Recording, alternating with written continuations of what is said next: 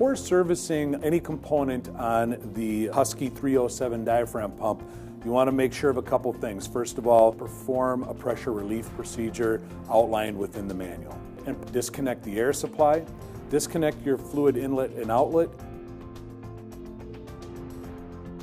Okay, so now we're going to perform the repair or maintenance of the balls and checks on the Husky 307 diaphragm pump. We're going to start by removing the 4 screws on the top. And before we do that, we'll do a quick reference to the tools. We're going to need a 1/2-inch socket, a torque wrench, and an O-ring pick. So again, we're just going to start by taking the 4 1/2-inch nuts off the top of the diaphragm pump. And once those are off, we can go ahead and lift the outlet manifold off the pump, and we'll just set that aside. We're going to start by removing the outer O-ring, the ball cage, the check ball, the check seat, and then the inner O-ring. All right, and then I'm just going to do the same thing on the other side.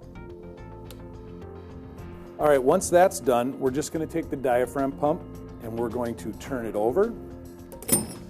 And we're just going to set it back down, and that's going to force the bolts all the way up, and we're just going to pull the bolts all the way up and out. And we'll repeat that for all 4. And we can remove the feet and the inlet manifold. And then these checks now, because the pump is upside down, are going to come off in reverse order. In other words, we've got the inner O-ring, and then the seat, the ball check, the ball cage, and the outer O-ring. And again, we're just going to repeat procedure for the other side. All right, at this time, we've removed the inlet and the outlet manifold, and we've also removed all 4 of the check assemblies. What you want to do at this time is go through and just inspect everything and make sure that there's no damage to the seat or balls or any of the O-rings. If you're just replacing the checks, then we can go ahead and rebuild it. But at this time, what we're going to do, since we're doing a complete rebuild assembly, is we're going to set all this stuff aside. Okay, so now we're going to go ahead and replace the diaphragms. And in order to do that, we're going to have to remove the air valve first. A couple of the tools that we're going to need are going to be 2 1/2-inch sockets, a 7/16 wrench, a Phillips screwdriver, the O-ring pick, and the torque wrench. And we're going to start by removing the air valve. And the reason we're removing the air valve is because we're going to have to pull the diaphragm shaft out. And in order to get the diaphragm shaft out of the pump, the air valve has to be removed because the saddle on the air valve is in contact with the diaphragm shaft. Okay, so now we have all 6 screws out. We're just going to lift the air valve out, and a couple of things you want to pay attention to.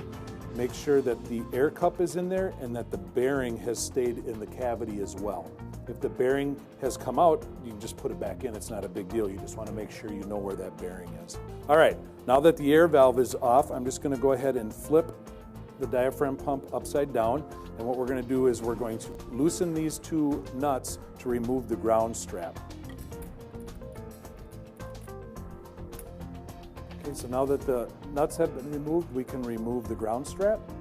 And then let the clamps loosen up and move them to the inside and just pull the diaphragm cover off. Repeat for the other side. And then we can go ahead and just remove the clamps completely.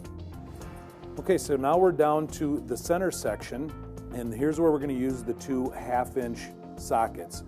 It's recommended to use sockets in this.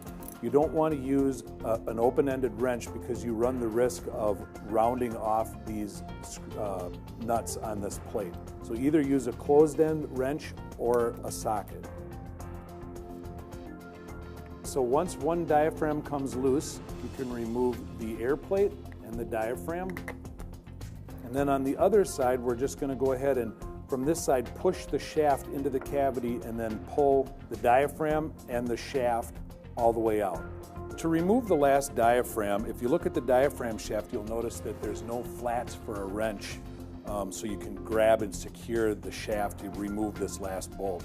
So what we're going to do is we've added in a small vise here with soft teeth on it. You want to make sure you're using a bench with a vise with some padding so you don't damage this shaft. We'll just take our 1/2-inch wrench and we'll remove that last diaphragm.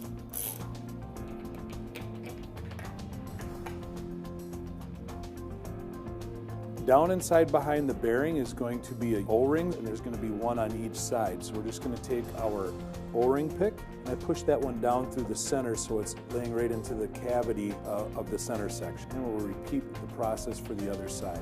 All right, the last thing you want to do is make sure that you inspect everything, inspect the diaphragm shaft, inspect the bearings. If there's any damage or wear, you're going to want to replace the shaft and the bearing. We're not going to be replacing the bearing today, but in order to replace that bearing, all you're going to need is a 30-second easy out to push in there and then turn those bearings out. All right, so that completes our teardown. The next step is going to be to build everything back up.